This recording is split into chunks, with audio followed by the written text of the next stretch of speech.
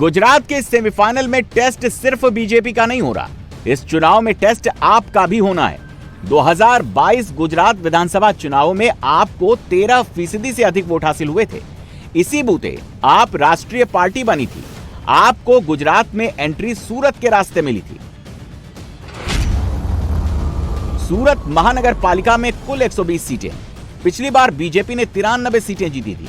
आपको 27 सीटें मिली थी।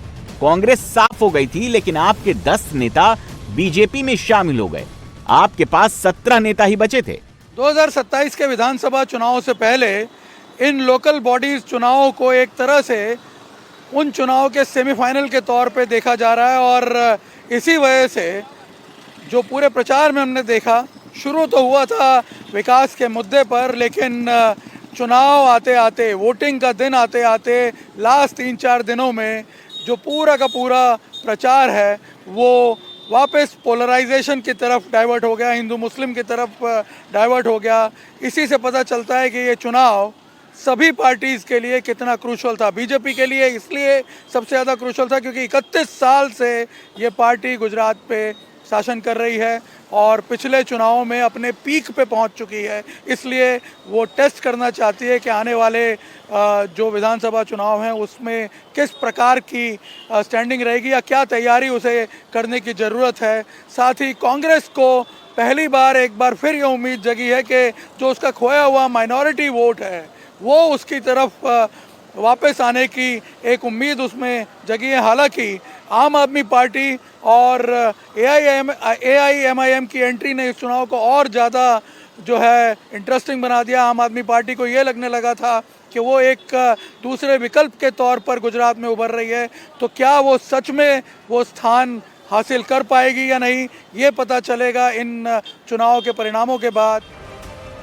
2026 की वोटिंग से 24 घंटे पहले इस बार आपके लिए गुजरात में फतवा निकाले गए थे।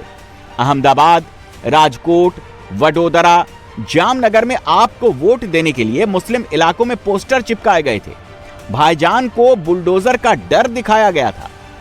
हमारी सरकार आम आदमी पार्टी, જ્યારે हमारी आम आदमी पार्टी सरकार बनसे इंशाअल्लाह, तो कोई भी मस्जिद, दरगाह रोड पर तुमसे नहीं, અને કોઈ भी દંડો નમાઝ રોડ ઉપર પડશે એને કોઈ રોકશે નહીં।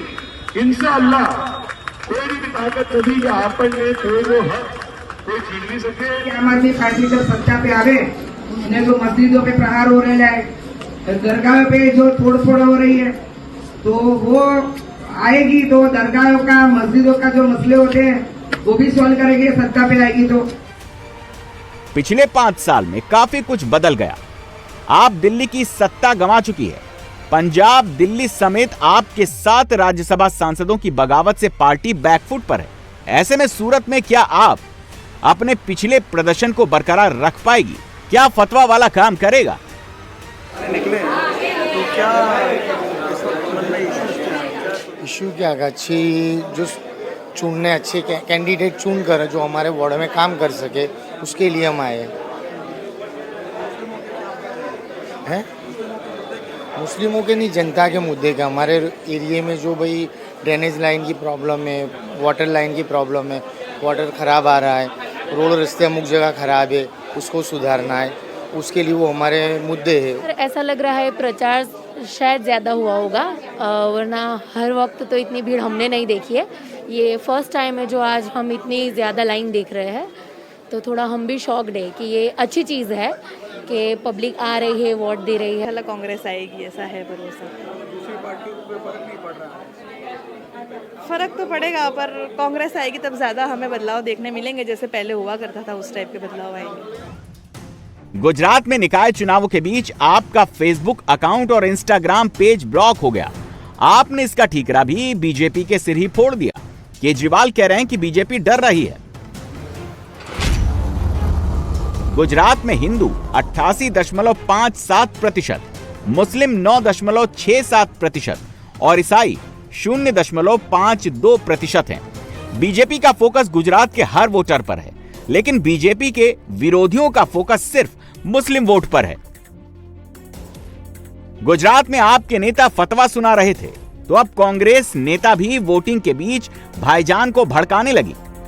ભારતીય જનતા પાર્ટીના 30 વર્ષના શાસનના અંદર જે પ્રમાણે અત્યારે બુલડોઝરની રાજનીતિ હોય, અસાનધારાની વાતો હોય અને સરકાર જે બેફામ સરકારના મંત્રીઓ બેફામ રીતની વાણી વિલાસ કરતા હોય તેનો જવાબ આપવા માટે ફક્ત અત્યારે એક વોટ આપનો ખૂબ કિંમતી છે। એટલે આપ સૌને મારી વિનંતી છે કે આપ જઈને આપના મતદાન મથકના અંદર જઈને ઉમેદવારને જીતાડવા માટે આપ તમામ પ્રયાસ કરો। इमरान खेड़ावाला गुजरात विधानसभा के इकलौते मुस्लिम विधायक हैं। इमरान खेड़ावाला ने कांग्रेस के टिकट पर अहमदाबाद की जमालपुर खाड़िया से जीत हासिल की थी। गुजरात में भाईजान को बीजेपी के नाम से डराया जा रहा है, लेकिन बीजेपी कह रही है गुजरात में न तो आपका फतवा चलेगा न कांग्रेस की भड़काऊ बयानबाजी। अगर गुजरात में कुछ चलेगा तो वो सिर्फ कानून का राज चलेगा। मुंगेरीलाल के हसीन सपने सबको देखने के हक है। मेरे सभी साथी हैं, यही राज्य के वो भी नागरिक हैं, उनको भी हक है, लेकिन तकलीफ खाली एक ही है, उनका रिमोट कंट्रोल कहीं और से चलता है। राज्य में हर चुनाव में अशांति फैलाने की कोशिश की जाती है। ये चीज हमें पहले से ही पता थी, जिसके लिए हम लोग बहुत चौकन्ने थे। हर जगह पे हमने ये तैयारियां रखी थी कि ये लोग यही करेंगे। तो हमने हमारी तहकीकात की जो टीम है, वो टीम के नंबर्स बहुत बढ़ा लिए थे। आपने देखा है कि कई बार ये लोग ने फरेबी चीजें करने का कहीं ना कहीं प्रयास किया, लेकिन हर बार पकड़ा गया।